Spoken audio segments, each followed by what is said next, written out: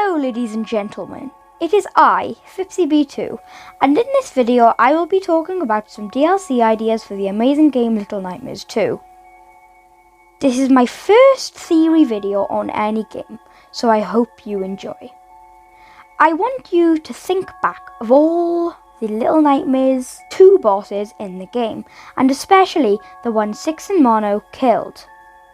If you think of it, they killed the Hunter, Doctor and the Thin Man. Obviously, Monster 6 is not supposed to die because she is basically the star of the show, if you will. Now, there was one boss I didn't mention, and that is the teacher. Mono and Six did not kill the teacher, they only escaped the school. So, in the DLC, I was thinking that there could be a new protagonist similar to the runaway kid in Little Nightmares 1, who kills the teacher. Now, to kill the teacher, it is a lot of work, but it is easier than you think. In Little Nightmares 1, remember how a metal door chopped off the janitor's arms because of Six? Well, it could be something similar to that. For the next DLC, remember how either the teacher or doctor got replaced by the barber? If I can, I will find an image of him. I will put it up on screen. The barber has giant scissors to cut people's hair, but maybe he could be the next enemy in the DLCs.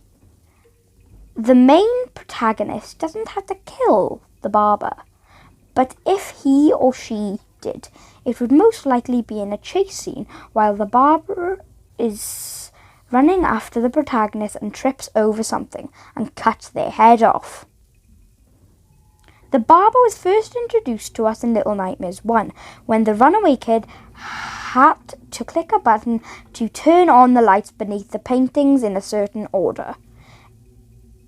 Anyway, if the protagonist was to get caught by the barber, the death scene would most likely be the barber cutting their head off.